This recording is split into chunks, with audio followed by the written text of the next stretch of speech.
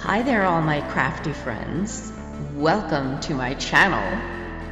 Join me today while I take you on a bone-chilling walk through a spooky haunted mansion.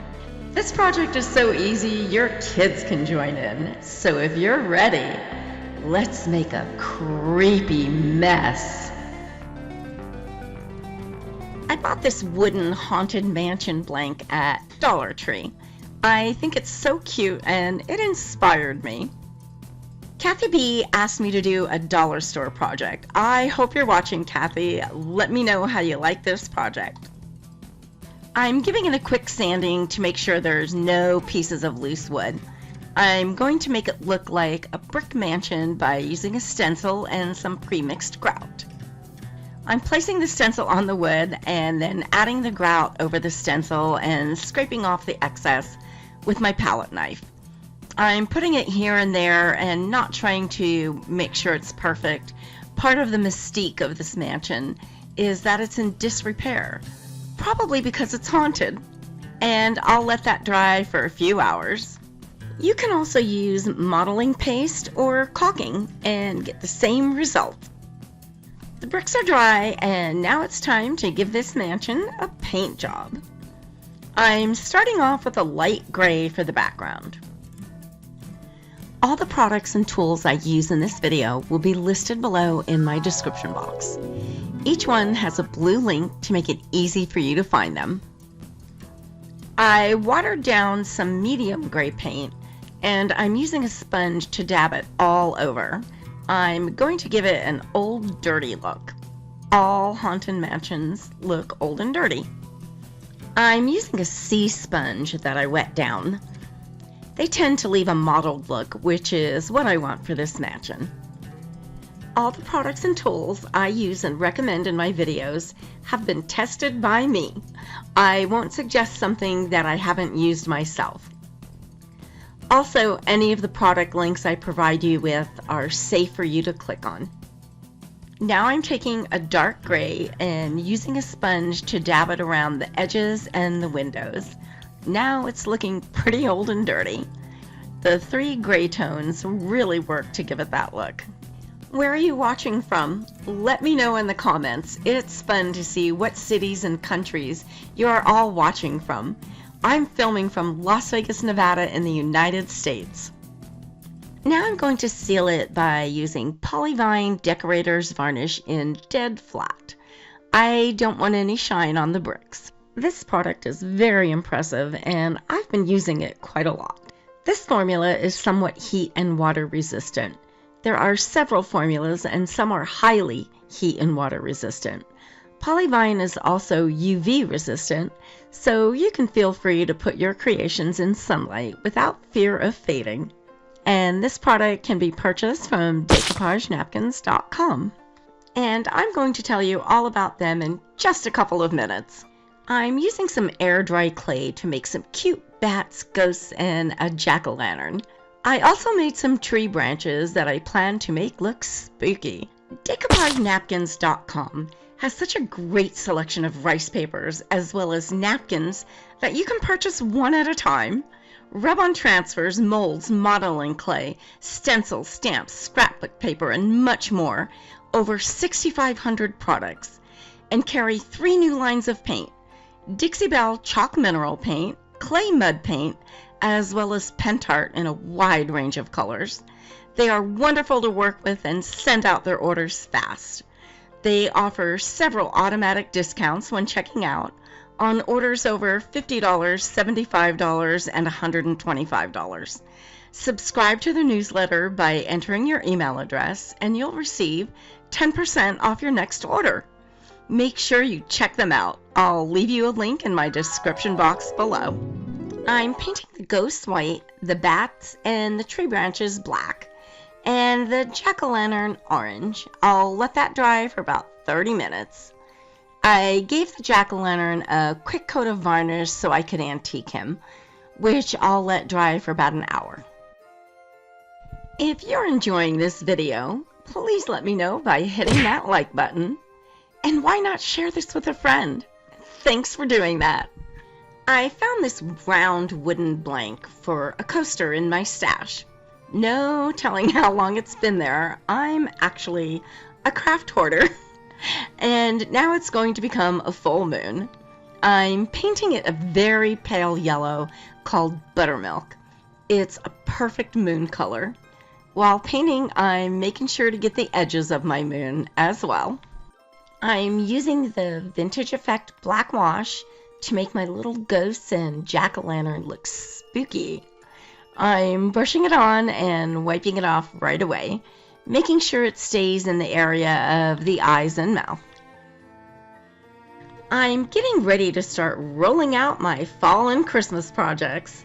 I'll be using some very interesting products, such as glass bead gel, a water-based frosted glass, and crackle paste. These are going to be some really fun projects. Make sure you subscribe so you don't miss any of them. I'm using an antiquing medium in the color Cocoa Bean and mixing it with a little water to make it runny. Then I'm shading the moon by sponging it around the perimeter.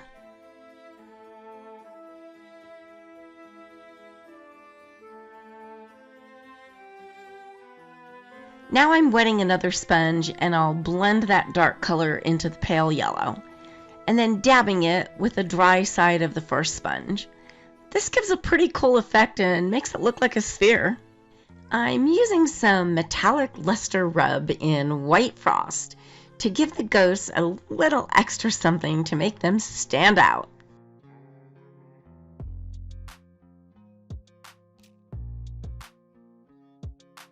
I'm adding a little bit of that same shimmery rub to the tree branches and the bats. It'll add some pretty highlights. I added some of the shimmery rub to the center of the moon, but it didn't film well. You can see it at the top. It turned out really pretty, and you'll be able to see it better at the end of the video. I thought the tree branches looked too pretty and perfect for a haunted mansion, so I'm dabbing a little black paint here and there to mess them up a little bit. They look much better now. I want all these embellishments to be really shiny, especially the moon. I'm going to spray all of them with a high gloss clear sealer. They'll need to dry for about an hour. I'm going to make some windows for my mansion using craft plastic. I made templates by tracing the window openings and then adding 1/4 inch all the way around. I traced them on the plastic with a marker and I'm cutting them out. The plastic I'm using is 0.18 millimeters or 0.007 inch thick. It's very easy to work with.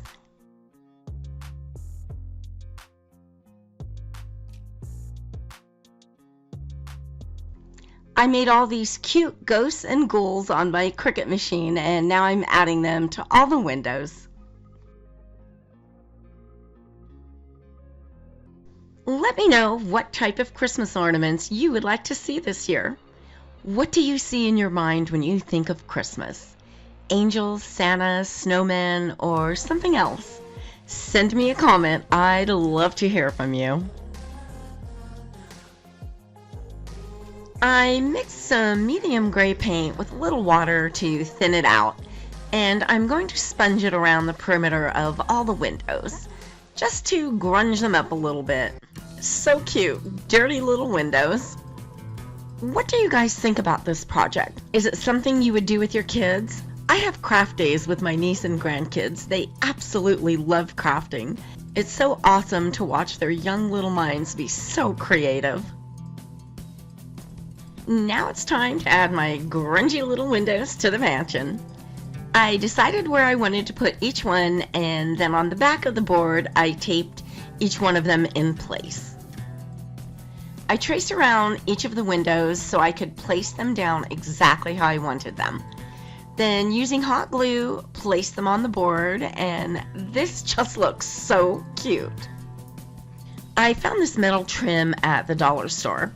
I've had it for so long and never knew what to do with it, but I thought this makes a perfect little fence around the bottom.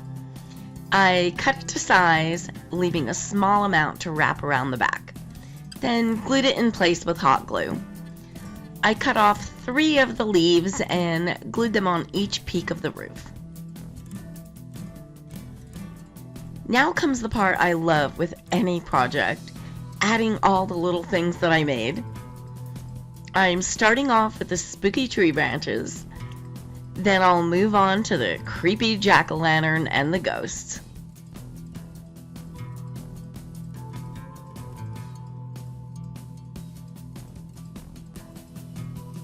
I'm using a Surebonder cordless glue gun. I absolutely love this glue gun. It's so nice to work without fighting a cord that's in your way all the time. I have this listed in my favorite tools section in my description box below, in case you want to check it out. I decided exactly where I wanted to place my moon and then traced on the back of the board. I'll glue it to the back now, and then it'll be time for the bats to make an appearance.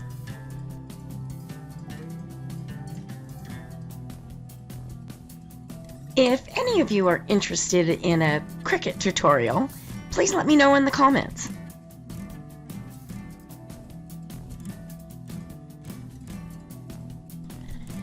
The little fence at the bottom just looks too shiny and new for a grungy old haunted mansion.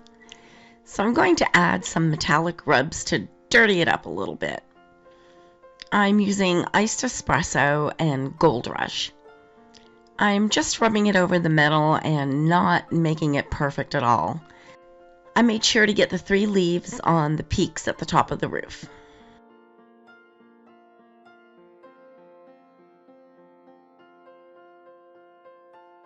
And every haunted mansion has spiders.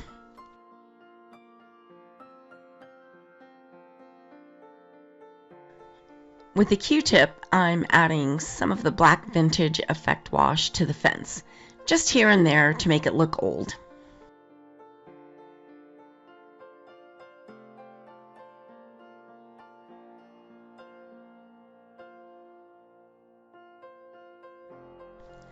The wooden blanks you get from the dollar store are pretty thin and can warp from the paint. I put my plaque on a piece of parchment paper, then sprayed the back with water. I wiped the water off the windows. I turned it over and covered it with a paper towel and something heavy and let it sit overnight. This helped with the warping quite a bit.